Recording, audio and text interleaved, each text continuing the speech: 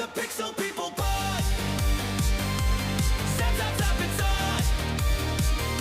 Rewind the future fraud. The Pixel People Pod.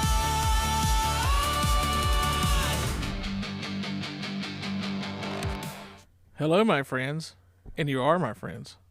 Welcome to the Pixel People Pod.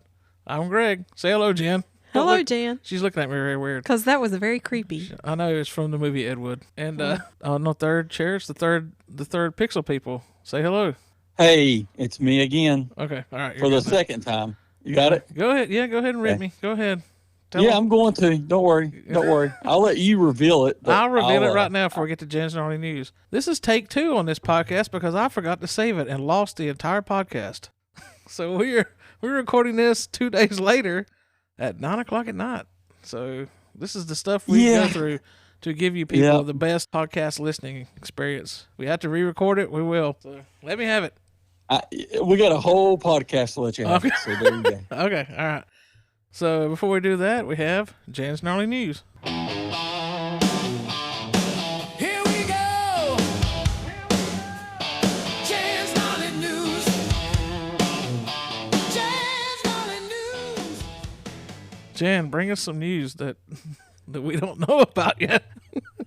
I'm all excited. I haven't heard any of this before. Go You ahead. actually hadn't, I don't think. So Your April man. 13th, 1980-something, Jan's Gnarly News. Born April 13th, 1980, Kelly Giddish. She played Detective Amanda Rollins on Law & Order Oh, yeah. I know who SVU. she is. I remember her. Yeah. Yeah. Oh, yeah. She's right on my. Do you also Yeah. remember how she was on All My Children? General Hospital was better. I was a CBS guy, Jen. I don't know if y'all know that, but I was a CBS. I didn't know that at all. Yeah. But both of you guys watched soap operas, right? Yeah, but from different We did. networks. Different networks. So you guys watched it, but I didn't. Right. Okay. The two male hosts of this podcast listen to soap operas or watched them and Listened? watched soap That's operas, right. and the female host didn't. No, I Weird. didn't. I think our female host probably didn't have a TV because she talks about I how bad had a it was. TV. All she had was a radio. I think it's more like we're a very progressive podcast, Chris. The men aren't not afraid to admit that we watch soap operas as children. If there was a good one on right now, I'd probably watch one now. Yeah. But Yep. April 13th, 1981, Billy Squier released his second album, Don't Say No. It was on Billboard 200 top album chart for 111 weeks. I'm pretty sure it had a lot of hits on it, didn't it? It did. In the Dark, Lonely as the Night, My Kind of Lover, and The Stroke. The Stroke. Should I tell my story about The Stroke? You should. So I had the K-Tel record that had The Stroke on it. Back then, if you didn't want to buy the records out, I mean, I guess they're still around now, but people, they really don't know it, right? Because it's streaming. But back then, if you wanted like all the hits, they made like K-Tel put out records like Chart Toppers 83 or, Hits Action, and it had all the big songs on it on the album. And the one I bought had Billy Squier's The Stroke on it, but my grandmother had a stroke that week, and I didn't play that song for a couple of weeks because I was afraid I'd upset my mom. Because they kept going, stroke, stroke. And I was like, I can't play that. My mother would be upset. But then I brought that up to her years later. She goes, I wouldn't have cared. What do you take me for? So I'll never play, out of concern for Chris, I'll never play that Billy Joel song with Heart Attack.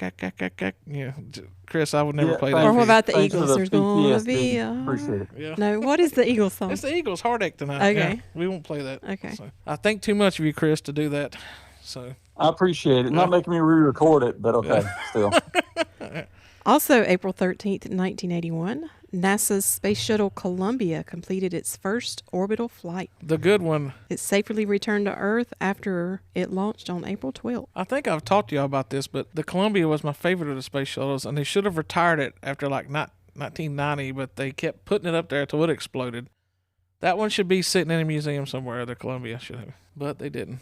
That was the debut of the first reusable spacecraft. We just watched them take off the other week going around the moon and stuff, and that was pretty wild. I read that when it'll be like the old ones where it crashes down in the ocean when it does, and it's kind of wild because we had years of them landing like a plane, and now we're back to just crashing them in the ocean. Not crashing them, I guess, landing in them the softly with a ocean. parachute in the Yeah. ocean. The astronauts on that flight were John Young and Robert Crippen.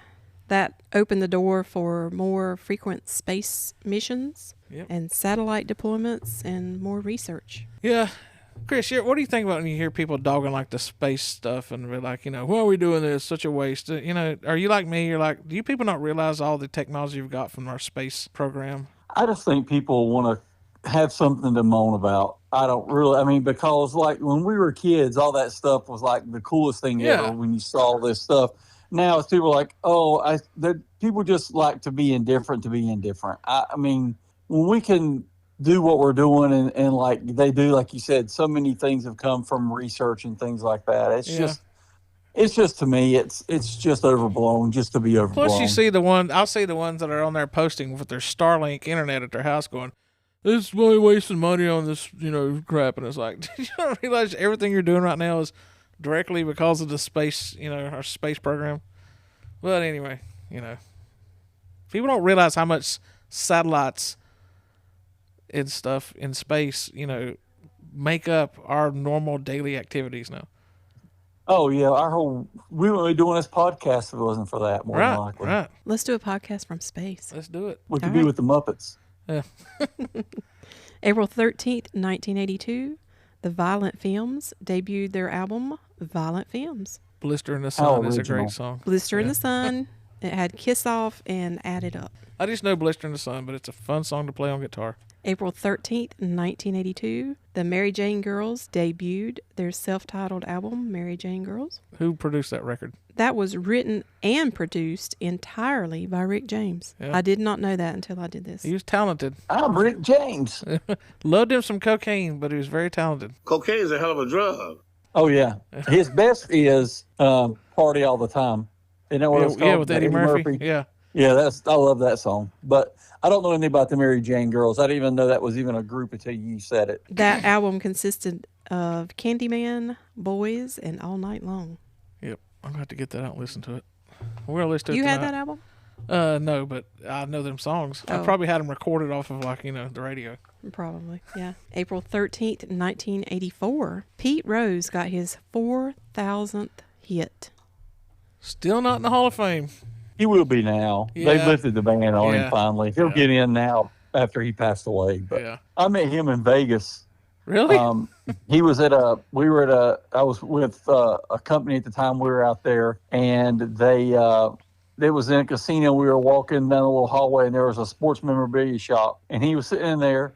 You had to pay to get his autograph. You had to Yeah. pay to go, whatever. I paid, went in, sat down, talked to him and said, "Hey, I'm from Hickory, North Carolina." And he's like, "Oh yeah, I know Beaver, the guy that that started the Crawdads and Oh, yeah. stuff." We talked about, baseball for a few minutes. Huh. So yeah, but he knew that Beaver. I didn't even bring it up. He said, "Oh, I know that Beaver guy." And but it was pretty impressive. to sit You never there and forget a actually- good Beaver. Yeah. I know, that's true. Did you go? Nice beaver. Did you say that to him, Chris? No, I didn't say that to him. But it was pretty cool to meet a Hall of Famer, Yeah. or who should be a Hall of Famer. Do you remember how much he charged you for his autograph? I think for the sit down, I think it was $75 for a Yeah. baseball Yeah. autograph, which wasn't bad. That I mean, guy, it was worth it. I don't know. I go back and forth on whether he should have been in the Hall of Fame, but I mean, you had one rule not to break and you broke it. One rule. It's like the Garden of Eden. Eat everything in here except for this one thing, and they ate the one thing. It's like you had one rule, Pete, and you broke it. But in reality, that stuff, he made a lot more money over the years by milking that. They're not letting me in the Hall of Fame. So that guy made out like a bandit while he was living, Yeah, And I think he'll be in. I mean, I think Yeah, it'll he'll be get pretty quick. Yeah, he'll get in. April 13th, 1985, We Are the World hit number 1 on the U.S. Billboard Hot 100 Pop chart. Great documentary on that if you can find it. Watch it. That meant a lot back in the day. Good song. It spent 4 weeks at number 1. Yep. What I didn't realize was that it had only been released April 5th, so it only took 8 days for it to hit number 1. Yeah, that was going to be number one. All those people on it. Like I say, Chris and I both have watched that documentary, and Jan saw some of it, I think. We was at the beach when I had that playing. Mm-hmm. Yeah. But watch that documentary. It's to pull that off was a chore, and, it worked. It's not as good as Hearing Aids, We're Stars. Chris, I'm going to send that to you. Okay, I'm still waiting. Okay. I was told that before. Yeah. Still waiting. Well, you'll get it tonight when this podcast is over. Okay. Okay. Dio put, just want to tell people, Dio put together a metal version of that called "We're Stars" that was for some kind of charity, and it is so over the top. It's just what you think Dio would put out. Everything Ronnie James Dio did was over the top. Yep. April 13th, 1986, Return to Mayberry, the TV movie, was broadcast on NBC. I watched that. I remember watching that. I think everybody. Chris, did you watch that? Do you remember it? I know it, but I don't remember if I watched it then or on the rerun on like TV. Do you Land or remember it, something. Jan? No, I don't. It was fun because they brought everybody back. And Everybody except for Aunt B. yeah, she was alive, but they had her like gravestone and like, oh, Aunt B passed away, but she was alive. She just did not want to do it. She wanted to have nothing to do with that show after it was over. Did they bring Goober back? They brought them all back, and Otis was no longer Otis the drunk. He, if I'm not mistaken, he Mayor. was like the ice cream man. No, he sold ice cream Oh. to the kids and was like all sobered up and fine. No, that's a good song by Van Halen. Yeah. We should have talked about that one on our podcast. Yeah, but yeah. So they can go back and listen to that one. This the Return to Mayberry was the highest rated TV movie of the 1985-1986 season. I can see why. I mean that show still is played every day, everywhere. You see it on regular over the air TV. You see it on like Pluto, on Tubi. It is playing everywhere, and it holds up. There's a channel on Dish Network called Me TV. Yeah. They show MASH every night, Hogan's Yeah. Heroes, Emergency, Perry Mason, all that. But then every night there's, I think it's either an hour or 2 hour block. It's the Andy Griffith Show every night of the week. You just brought up Emergency. So my father-in-law and mother-in-law, they have regular television like what we should have now, and they watch Antenna TV. Yeah, Antenna TV. They watch Me TV all the time, Yep. and our 8-year-old and 4-year-old granddaughters, they're over here, and he's like, "Hey, put on Emergency. That's our favorite show," because they watch it over there and they love that show. Yeah. There's some kids under the age of 10 and their favorite show is Emergency. I turned it on the other night here because it's on one of the streaming things here, and they were watching Emergency with me. It's fun to watch, but Andy Griffith Show still holds up to this day. It's watchable. All those old shows that were filmed black and white back then still look crisp and sharp, like the picture's perfect. That show will go on forever. You know, I work for a newspaper, and we had somebody place an ad looking for people to join his Andy Griffith Rerun Watchers Club. You know, I want to start one time, an Alf rewatch club. Well, you can put an ad in the paper. Yeah, I will. I wonder right. if you knew anybody who worked at a newspaper. I know. She just said she works in newspaper. I know. I was just kidding. I know. I wasn't. Oh, I was got you. trying to- Okay, sorry. Yeah, you got me? Okay. Yeah. That went way over his head. All right, this And next it's one. late. It's late. Yeah. This next one's a big one for me, but I don't know that you two would be as excited Probably over not. this one. Probably not. April 13th, 1987, the band TNT released their third album, Tell No Tales. I know them from Sirius Hair Nation channel, but it don't mean much to me. Does TNT stand for Tell No Tales? Is that what their name stands for? Probably, yeah. I mean, is it, Jan? I don't know. I bet you it is. But that's the album of theirs that I think is the best. That's the one I listen to the most. That album won them a Grammy in Norway. Norway. Yeah. Well, they're that's from a- Norway. that's They're a- Norwegian. Oh, okay. That's a prestigious Norway. Okay. They're Norwegian. Okay, that makes sense then if they're Norwegian. They got Okay. Rock Album of the Year. I think their biggest song on that album was 10,000 Lovers in One. Oh, I know that song. Yeah. Okay, that's the one they play on Sirius all the That time. was also their best-selling album in the U.S., Yeah. which is probably why that's the one I listen to so much. There you have Jan's Gnarly News. All right, cool, Jan. Thank you very much. So that brings us to this week's topic. It's our album review episode, our monthly album review episode, and this week it is on Full Moon Fever by Tom Petty, his first solo album. And no, that's not an error.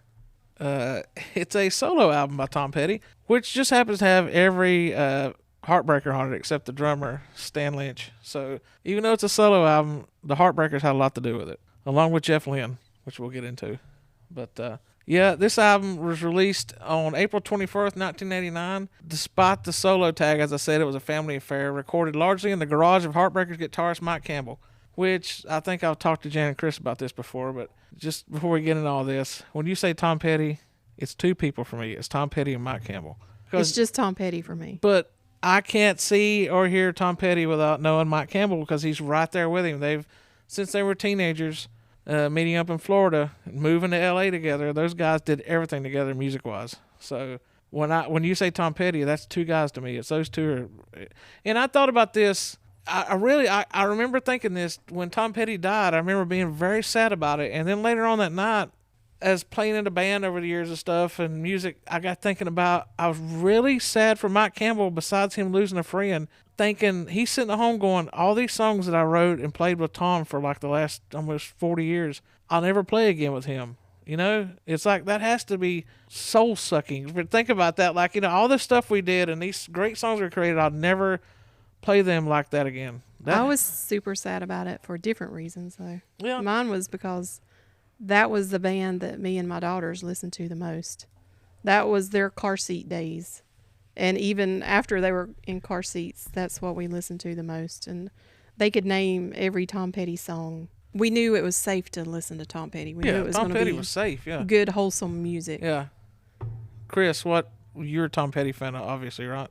I am. I mean, growing up, people our age, Tom Petty was on the radio, like from the time we knew what the radio was. Constantly. You knew Tom Petty and the Heartbreakers. And it wasn't just one or two songs. It was Yeah. a lot of songs. Yeah. I mean, they carried on through the 80s, the 90s.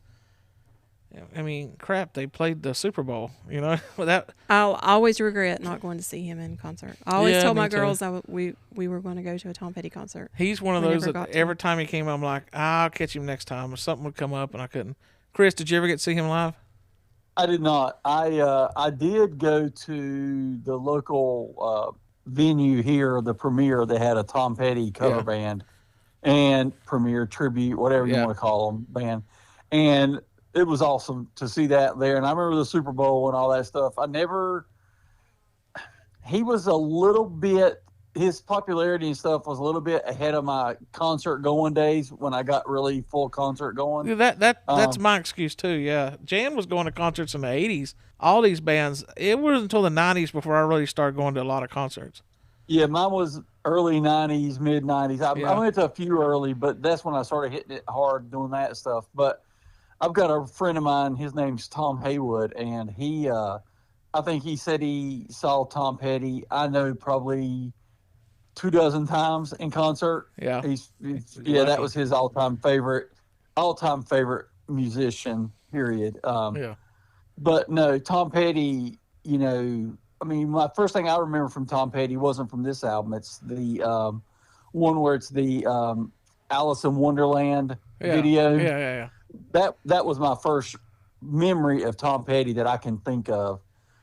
But he was in that era, that time. He was in that same category for me as John Cougar, that kind of like heartland rock and roll kind of music. Yeah. So they were there, Bruce Hornsby, those kind of guys. They were all in that same kind of grouping of style to me. See, I I've liked all I've that mentioned stuff. on the podcast Kind of laid before. back style. Yeah, I've mentioned on the podcast before that I got my first radio when I was 5 years old. It's 77 when my mom and dad got my radio for my birthday, and so I was listening to music playing outside, you know, as a kid. Tom Petty didn't hit till late 70s, and that's when, you know, I knew him from then. I mean, he was a staple. But I'm with you, Chris. I consider Jan very lucky that she went to a lot of 80s concerts and got to experience that stuff that I didn't even think about going to my first concert until 89. It was Run DMC. You know, it was the early 90s when I finally like sort of broke out of my shell and started going, me and my friend Matt started going to a lot of concerts. Well, it paid to have older friends with license. Yeah, well, plus you were a hot chick, so that helps too. So I was. yeah, so still are. So, I'm talking about that. That's why I take you to so many concerts now. You still are. So that's Oh, why my word. when I quit taking, I'm climbing under yeah. this table. Shut up. So yeah, I'm like, you know, I'm sure you think about that, Chris, a lot, because I do. When we'll see a band now that was big in the '80s and all that stuff, or talk about stuff like I could have saw them in their heyday and I didn't get a chance, and it's kind of, you know, I don't say it bugs me, but I feel like that's the only thing I could regret. One of the few regrets I have, and as being a kid, is not going to more concerts in high school. So Yeah, if I would have had the same mentality back then that I do now as far as going to shows and stuff, I would have seen so many, you know, bands that I'd have been, oh yeah, I've seen them. Yeah, had that kind of like nonchalant attitude about it. Like, yeah, I've seen those guys. Not a big deal. Yeah. So, By the way, I'm just going to say it right now. last week. It might be what's jinxed us. For I lost an interview last week, had to re-record it, and we lost this episode. I moved my office chair down here, and I'm sitting in it. It's been and, nothing but trouble since. Nobody say anything. Listen, it's not doing it now. It was squeaking like, and Jan's looking over here at me like, quit squeaking that chair while you're talking. But then she's putting her hand on the table and making a noise, and I'm looking at her like, put your hands off the table. So while you're talking, stop. we're No, both you like, stop. no, you stop. Yeah. So I got to put some kind of like something on top of this table to quit the. Listen, this is my finger just touching the table. See if you can hear this. No. Okay, never mind then. Maybe it's not as loud on the podcast as I thought it was. So never mind. Back to the show. So anyway, yeah, I have thought about that, and I'm glad we brought that up, Chris, and you brought that up because I've thought about it for me, but you're right too. You go to more concerts now than anybody I know, and I did like from '93 on. I went to a ton of concerts, but it was playing catch up. But then there was guys like Tom Petty that why didn't I go see him? Why did I keep putting that off? I love Tom Petty. Like there's certain bands now I look back on. Why did I not go see them in the '90s when I had the chance and the money and the time? Why did I put them off? I think it's because my music taste changed so much, and I get into metal, then I get into this, and then you think like, well, I'd spend so much time going to see Metallica and Megadeth and all that stuff that I didn't go see Tom Petty. So, Chris, you're echoing. I didn't say anything. Okay, yeah, that was me that echoing. All right, okay. Technology, baby. It's awesome. Yep, it is. So That's why we're redoing this. So at the time when that album came out, he was just coming off the Traveling Wilburys, working with them, and that's where him and Jeff Lynne got together. Jeff Lynne of ELO, who's one of my musical heroes, Jeff Lynne. He produced this record. He co-wrote a lot of songs. Jeff Lynne is brilliant. Jeff Lynne's a musical genius, yeah. And his sound like really produced this record, made it sound glossy and really good. So his hands are all over this album. Yeah, the first CD I ever bought for myself was the Traveling Wilburys. Yep. Yeah. So great band. God, that has to be the number one supergroup of all time. That actually recorded, I'll say that. The Dirty Mac is the greatest supergroup that ever lived, but they only played 2 songs. That would be Keith Richards, John Lennon, Eric Clapton, and Mitch Mitchell. So. Oh, I didn't know that one. Yep. Yeah, Mike Campbell co-wrote several of the songs and co-produced the record with those guys. George Harrison played acoustic guitar and backing vocals on I Won't Back Down. Roy Orbison sang backup vocals on Zombie Zoo. I mean, there's big guys involved in this album. But Roy Orbison passed away before this album was released. He did get this is the last thing I guess he recorded was his backup vocals on Zombie Zoo. And then he died. And he could come back as a zombie. Good job, man. Yeah. So it reached number 3 on the Billboard 200. I don't know how this album didn't go number 1 with all the hits and how much it was played on the radio, but it only hit number 3. And it's only gone like 6 times platinum now, and that album should be diamond. They need to go back and look at this because there's, although this could play into something with the hidden track where I say why it probably hasn't sold diamond. And it was inducted into Grammy Hall of Fame in 2019 as one of the greatest albums ever made. So that's pretty cool. We've run over that. Let's just jump right into the songs. That's where this album sells itself, the songs. So side 1, we're going to do the side. We're going to do, no, I'm not going to call it that because we're going to get back to this. We're going to do the CD track listing on this because there's a little treat coming up here. So the first song on this album is Free Falling. The write-up I saw on it was they call it the album's most iconic track. I guess it is, but it's not my favorite. It's one of the best on the album, but it's not my favorite. But it was written and recorded in just 2 days, and it says it captures a nostalgic, slightly detached view of Los Angeles culture, specifically referencing Ventura Boulevard and Reseda. I mean, all 3 of us are going to say thumbs up on this song, I'm sure. Yeah, absolutely. Absolutely. Yeah. Jan, you got anything to add on this song? Just, it's a wonderful song. Yeah. We have a T-shirt that my daughter owned that is framed down here in the Pixel underground basement. I will take a picture of that and It's post lyrics from this song. it. Yep. You're going to take a picture of a picture? A picture of the T-shirt, the Nice. framed T-shirt. Nice. Yeah. There's no arguing over this song. Anybody don't like this song doesn't like music. I'll put it Yeah, that way. that should be universally Yeah. a song. I mean, there's no denying that's a great song. I mean, there's at least 5 songs on this album that if you don't like, I mean, I can see some of what would be considered B-sides. You'd be like, I'm not a huge fan. I'll give you a break on that. But there's like 5 songs in this one that, sorry, if you don't like it, you need to go, you just quit listening to music and switch only to audiobooks. Number 2 is I Won't Back Down. a defiant anthem of resilience. It features George Harrison on acoustic guitar and backing vocals. Petty famously recorded the vocals while fighting a terrible cold. And so I read more up on that, and he said that he had a terrible cold that day, and George Harrison went to the store and bought ginger root, boiled it, and had Petty stick his head in the pot to get the ginger steam to open up his sinuses.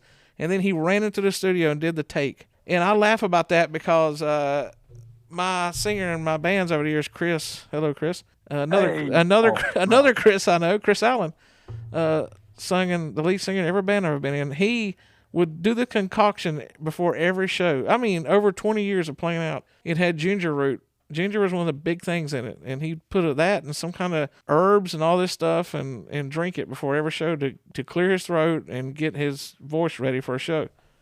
So ginger root is a big deal, I guess. When we recorded this the first time, I meant to say this, but I forgot. So now I'll bring you this up. Well, there you go. You talked about him putting his head over the bowl or whatever. Yeah. I think of, when you told me that story, the first thing I thought of was Crocodile Dundee. Whenever you've seen that movie, right?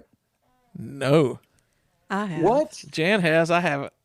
Oh my God! I think we've said that before. Anyway, you need to put that on your list. But It anyway, he walks into this guy at a party, and the guy's doing cocaine or he's got his snuffy nose or whatever, and he puts the cocaine in like a bowl with some hot water, like some like a teapot of water. Yeah. Tells the guy to put his head over that and breathe it in.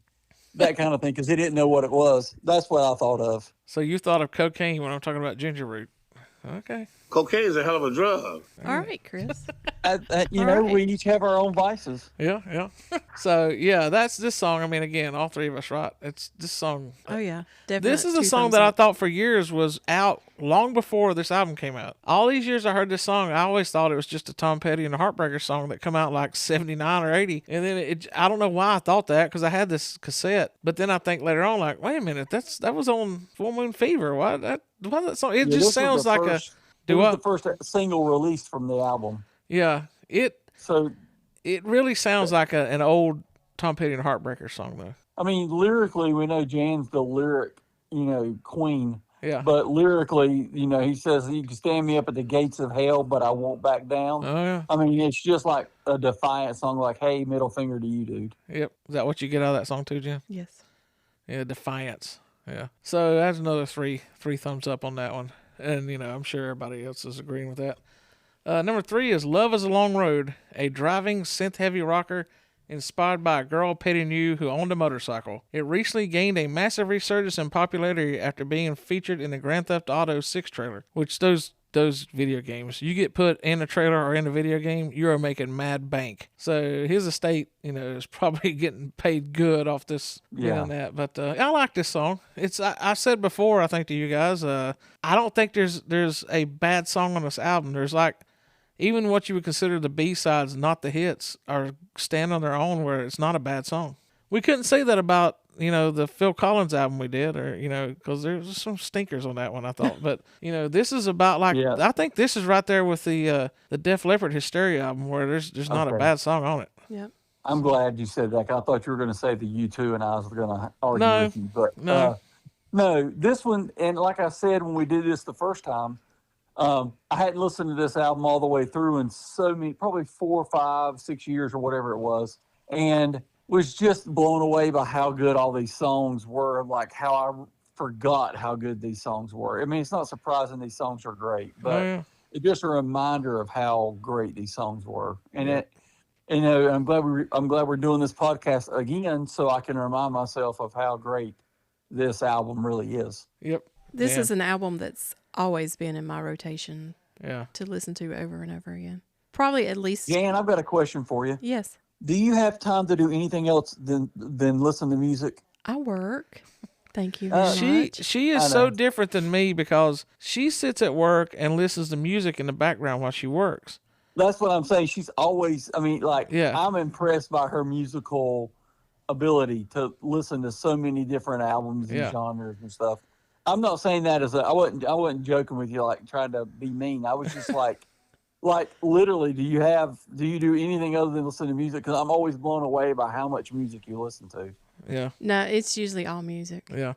But now, see, during the day, I'm listening to podcasts and audiobooks. Yeah, that's me too. Yeah, I don't do that. I listen to the podcast. When I'm driving is when I listen to music, or when I'm just sitting relaxing somewhere, I listen to I'm music. sitting and listening to entire albums. But working, I can't.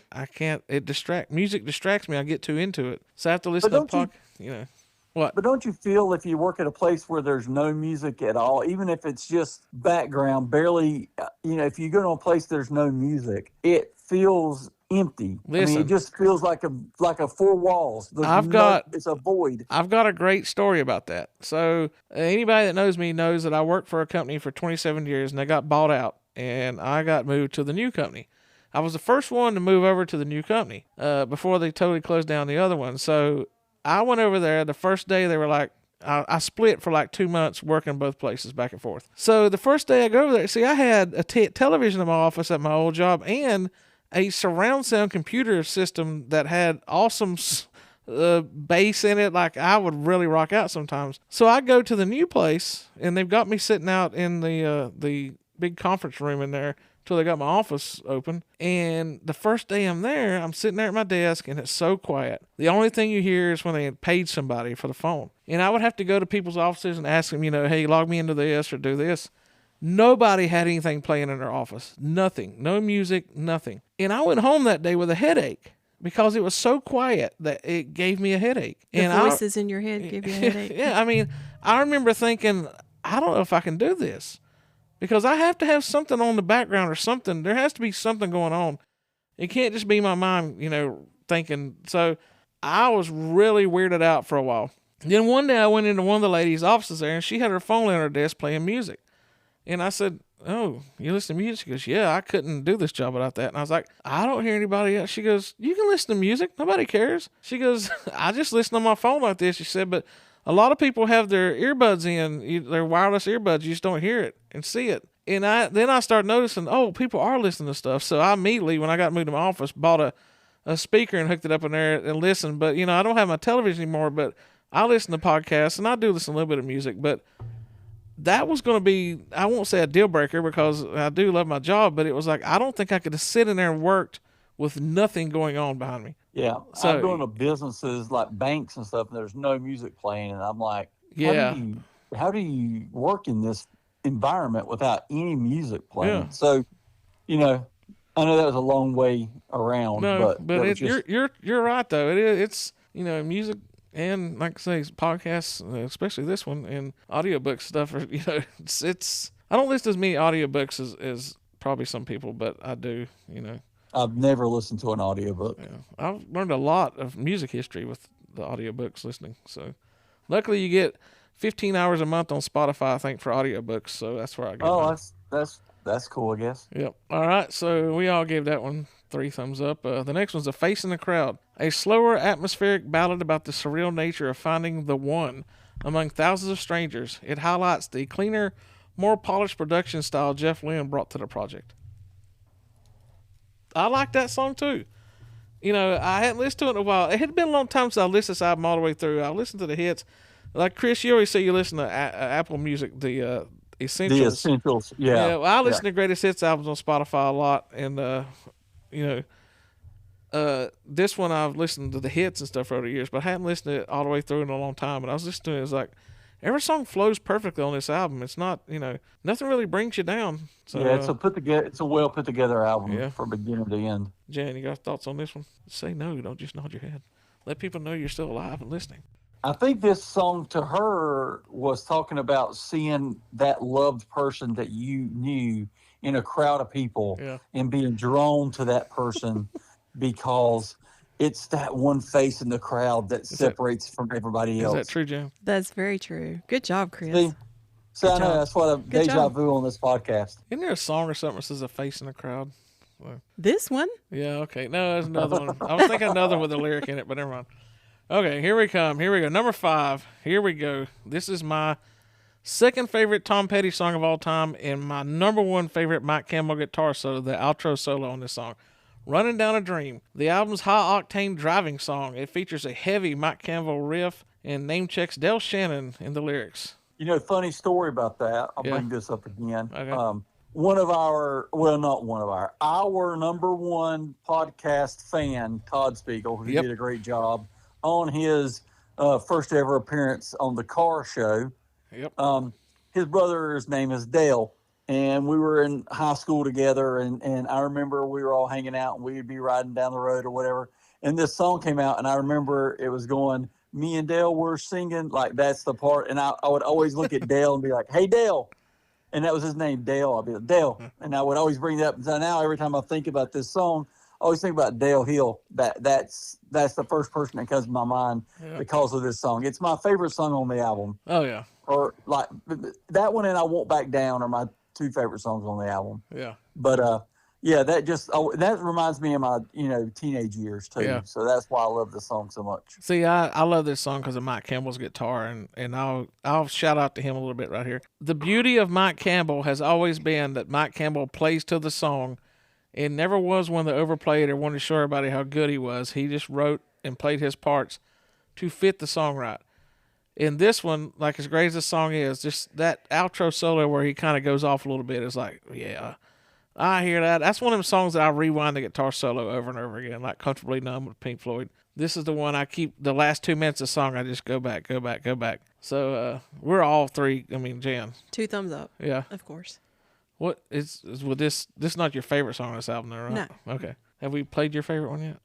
I guess it's Free Falling. Free Falling. Okay, yeah. All right. So this takes us to, if you listen to this on the CD, listen to it actually on the streaming. They've put it in there. There's the fourth wall moment, they call it. If you go on Spotify, and I'm sure Apple has it too, right, Chris? Because you heard it. Yeah. Yeah. If you listen to this song, Running Down a Dream, when it gets to the final 25, it fades out for like 4 or 5 seconds, and then when it hits 25 seconds to go, he recorded a brief monologue for those listening on CD, telling them to wait a few seconds to simulate the side break experience before the music resumed. He basically says, all y'all listening on CD, just hang on a minute. We're going to give it a few seconds for you people listening on cassette and vinyl to flip the album over. It's like a little tongue-in-cheek thing. It's really funny, and I'm glad they left it on the streaming services because if you go to this album and listen to that version on Apple or Spotify, listen to this song and you'll hear it. 25 seconds left, you hear him do a little tongue-in-cheek thing pointing out, like, if you got it on the CD, let it play, but guess what? If you got it on vinyl or cassette, you're going to have to get up and flip it over, which used to be... Yeah, it's genius. Yeah, it used to be the bad thing about records is you getting into it, it's like, oh, I got to stop and pick it up and flip the record over and put the needle back down. So, although it seems more these days, people want to do that more than they do listen to a CD. Yeah. It was But as complete we've all genius mentioned back then, man. before, CDs it. were the perfect format. Are you awake, Jan? Barely. Yeah. Okay. So, Stop drinking so much during the day. You won't be ready to pass out. so Jan, do you remember when this was out, when it came out? Did you remember that part, or did you have it on cassette? Oh, goodness. Because I had it on cassette. I've always known this hidden song. So, See, I didn't. See, I had it on cassette. And then over the years I've listened to, but I listened to, like, say, a lot of the compilations and stuff. I haven't listened to this on Spotify, probably this album all the way through until this past week. So I did not know this until this popped up. It was kind of wild to experience it for the first time and be like, wow, you know. and I'm pretty sure that they play this part on the radio, the regular radio. Really? Mm-hmm. I don't know. I've not listened to regular I radio listen so to long. regular radio, and yeah. Yeah. I'm pretty sure what- they do. Okay. Yeah. Are there still radio stations? That's weird. There are. Yeah. Jan still listens. Jan was regular listening to regular radio sometime, even though she's got Spotify on like that. I give just her like credit. to She sometimes. sometimes likes to listen to regular terrestrial radio, as it's known. Yep. So, Terrestrial. yep. All right. Let's get to side 2. Let's flip that cassette or vinyl record over. And here we go. Side 2. I'll Feel a Whole Lot Better. It's a cover of the Byrds. Tom Petty used this to pay homage to one of his biggest influences, Gene Clark of the Byrds. It fits perfectly with the album's overall 12-string guitar jangle. And yeah, the Byrds, Tom Petty, I know, because I listened to Tom Petty radio on Sirius. He used to have a show on there. And Dwight Yoakam has a show on his channel, the Bakersfield Beat. Those two guys love the Byrds, man. They were the biggest Byrds fans in the world. I've got into Byrds over the years. Like they've got a lot of great music. There was the hippie Byrds, and then they went like country Byrds, and both versions are great. But I love this cover. This cover is fun. It's the perfect if you're gonna put a cover song on this record, that's the perfect song. Don't you agree? It's very. I know it's the Byrds Yeah. cover, but it's very Beatles sounding too. It's it was great. I think If you I didn't know it was a cover, you would just think it's another Tom Petty song. I mean, I think he Yeah, did. Such, I think The if- style is he a made it lot his. alike. yeah, I think if people didn't know it was a Byrds cover, they would hear it. We're going, oh, Tom wrote a song that sounds kind of like the Beatles, you know. Yeah. So that 12-string guitar though, Tom Petty always puts a lot of 12-string on his albums. Him and Mike Campbell, and it's all over this album. There's 12-string guitar just all over this record. I love it. 12 strings sound so good. They're just a beast to play though. To keep in tune. So number 7 is one of the other singles from this album. It's called "You're So Bad," a quirky, upbeat track with darker lyrics about his sister marrying a yuppie and taking him for all he's worth. It's a fan favorite for its cynical yet lighthearted tone. And I didn't like this song for years, and it's just been over the last 10 years or so I've really got into this song and like it. Oh, I've always loved this one because I love the play on words. Yeah. So You're so bad, but the best thing I've ever had. yeah. Yeah, sometimes what's bad for you, you just can't give it up. So it's like me and ice cream. So And cocaine. yeah. Cocaine is a hell of a drug. Yeah, I used to, like I say, I was like, but now over the years I've got to where I really love this song, and it's got a cool sound, and again, it's got the Jeff Lynne influence all over this album. So Chris, you a fan of that one? I like it. Forgot how much I liked it till I re-listened to the Yeah. album. So the next song is called "Depending on You," a straightforward love song with a message of self-worth. It's one of the few tracks on the album that feels more like a traditional Heartbreakers tune. That's what the write-up I found said, but I think this sounds a lot like ELO.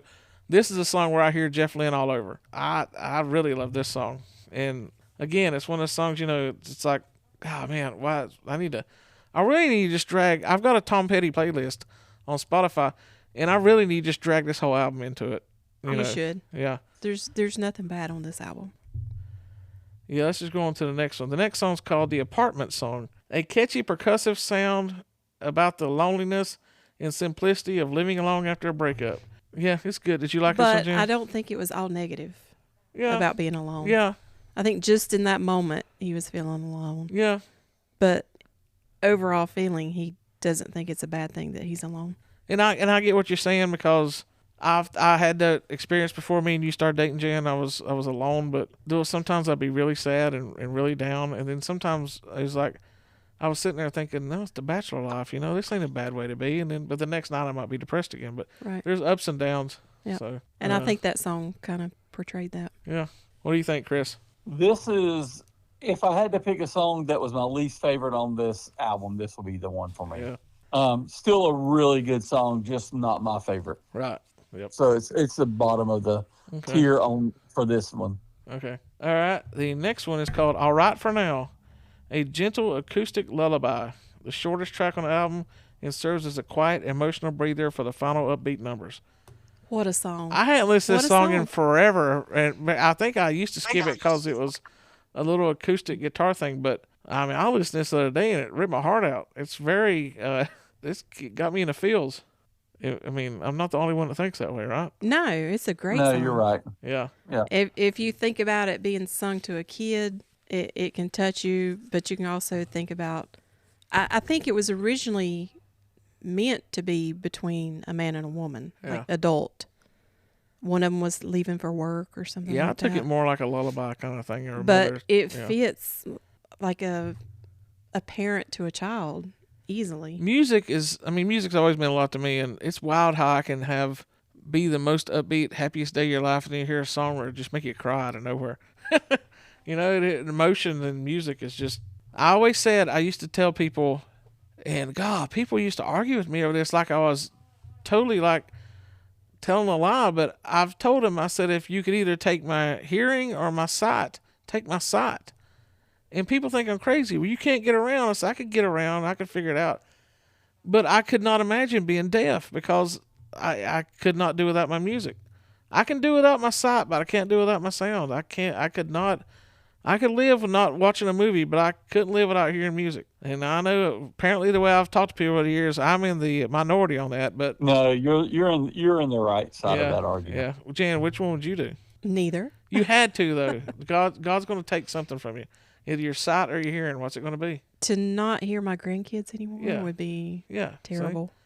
Sight, I just can't. But you to know. not see them Yeah. and not see them grow Yeah, but would you- be terrible but you too. hear 'em, you I know. can't pick one. I can't. Well, I can. You're not taking my music away from me. So, all right. Well, you're wrong. I'm right. So, all right. The next one is A Mind with a Heart of Its Own. It says, and the description of this is perfect.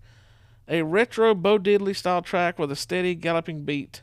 Right off the bat, when this song was playing, I hadn't heard it in forever, but when I was listening to it, I was like, this is totally Bo Diddley. I could hear Who Do You Love right off the bat coming off this. They probably intentionally wrote it in a Bo Diddley style. It's a little different from everything else on this album, but it works. And the play on words on this song is awesome too. A Yeah. mind with a heart of its own. Great play on words. Yeah, there you go. Well, Chris, thumbs up or down? It's up. Yeah. Which brings us to the last song on this album, Zombie Zoo. The quirky album closer, a humorous take on the late 80s club scene featuring backing vocals from Roy Orbison. Petty later admitted he wasn't the biggest fan of this track, but it remains a cult classic for its Monster Mash vibes. So, I get that, but I looked this up, and it's about a club in L.A. called the Zombie Zoo, and him and Jeff Lynne and Mike Campbell were eating dinner. I think it was breakfast, actually. No, it was dinner. And a bunch of people walked by, and they were like goth dressed, but there wasn't goth back then. I forget there was a term for it, but it's turned into goth. They had the dark eye makeup, everything. And a couple of them had pink hair, and he thought they were in a band and said, what band y'all play? Where y'all playing at? They're like, no, we're going to a club up the road up here. And they saw it, and it was the Zombie Zoo. And that's how the title came about. I think it was more about some other things besides just called Zombie Zoo. I I think you're think right. so too. Yeah, what do you think, Jan? I think it was about the repetitiveness of life. Yeah, that's what I meant. Yeah, that's what I meant. Y'all are wrong. It's about a club called the Zombie Zoo. I did read that the owner of the Zombie Zoo, the club, the Zombie Zoo, Petty played like in L.A. like a year or so after this album came out, and that guy asked for free tickets, and they wouldn't give them to him, and he got all mad and said, "Yo, you can write a song, use the name of my club, but you can't give me 2 free tickets to go see your show." That's funny though. Yeah, I mean, that would be I'd wild. Though. I'd be aggravated, like, too. "Hey, man, yeah, Ah. if somebody, if Sammy Hagar wrote a song now called the Pixel People Pod or something, I'd be like, "Yeah, come on, give us at least 2 free tickets to your show." So three free, Three. yeah, sorry. Greg. I You meant better me and correct Chris. yourself. I just meant me and Yeah, Chris, but we're gonna leave Jan at home. yeah, I didn't don't know what you wanted to go complain too, about. Jan. So, Okay. I am allowed out of the house every now and then. yeah. So anyway, that was the album. That was the record. It's we've done 4 of these. We've done Def Leppard, Hysteria. What was the Phil Collins album? Oh, No Jacket Required. Yeah, U2, The Joshua Tree, and this one. And this album is right there to me with the Def Leppard as the perfect album. The other two, I think the U2 album's close. The Phil Collins album had a few flaws, not as a perfect record, but this record is, you listen to it, track 1 all the way to the end, you don't really want to skip. And I think that's the best thing you can say for an album. And especially if I was an artist and I put a record out and somebody said to me, listen, I love you, and this album, there's not a single song I want to skip, I'd be like, I did my job. And Jan, we were talking the other night after we originally recorded the first one about, and I was trying to explain, I forget, Jan, you were saying how you and Chris both were talking about how this was, Tom Petty's almost like comfort food, how it's... I described it as comfort Yeah. food. Chris described it as whatever mood you're in, there's a song on this album to fit that mood. Yeah. Right, Chris? that's right. I couldn't remember what I'd said the other night, but that's right. Yeah. But I was saying to Jan, I said, my thoughts on this too about Tom Petty, not even about this record, Tom Petty overall. And it might sound like a knock, but it's not. Tom Petty's music is simple. He didn't throw 50 chords in a song. It's simple. They wrote the songs to, as simple as you may think they are, they were perfect. And you could be a punk band that plays 3 chords and slams it out. That's simple. These were simple but complicated. I don't know if that makes sense, but it might be 3 chords, but the way they put them together and the way he sings the way it does, you could not pull it off like Tom Petty and the Heartbreakers could. So I get it. It's all like comfort, and it's like they're there for you. And, you know, it's sad that Tom Petty's gone now. He's one that I would love to have brought back. Him and Prince, I just like, you know, there's a lot of musicians I think were taken too young, but those two I think still had a lot to put out. But Tom Petty especially, it's like he was enjoying life. And, hey, he was lucky on King of the Hill. Come on. He was great on King of the Hill. So Right. he was a good actor when he did acting. He was funny and was a great actor. So he could do it all. And it's sad that, you know, how he passed away too is sad to me because he wasn't a drug addict per se. He had a broken hip and toured through it and said, I'll do the tour for the fans and for the band. And he was just taking, you know, medicine to get through the pain.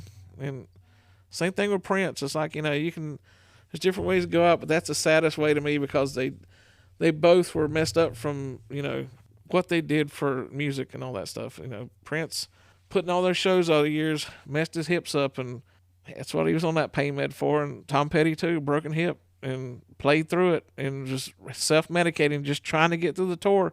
If he could have made it through the tour, he's going to have surgery. He'd have been fine. So it's one of those sad things in rock history. But his legend will always live on through these albums, especially Yep, this one. His music lives. Yep. That's all I can say on this one. Anybody got anything to add? I think we covered it pretty well. Yeah, twice. I mean, I think both of these, if we could find the original when we recorded and put them up, it's probably about the same. We had the same thoughts. We didn't really, drastically change. I remember going through each of these going like, we all had definitive thoughts on these songs, and we pretty much, told them both times. So I'm proud of us.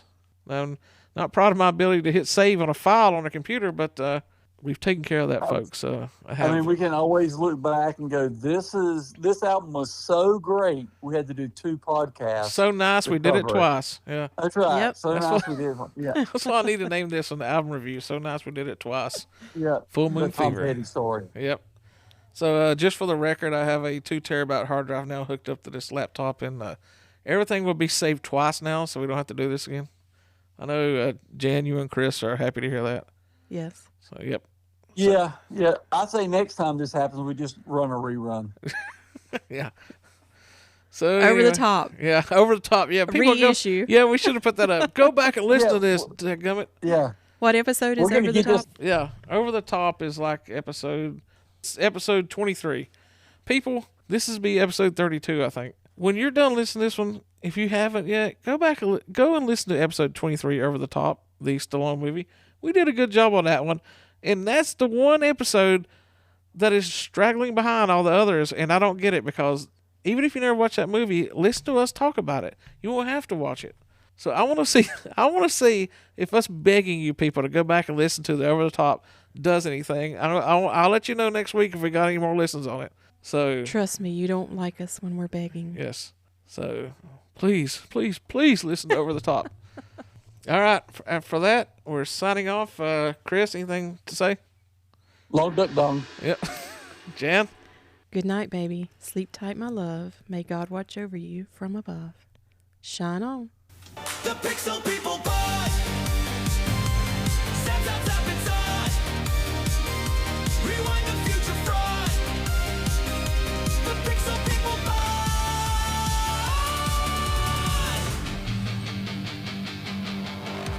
Thank you for coming to our podcast.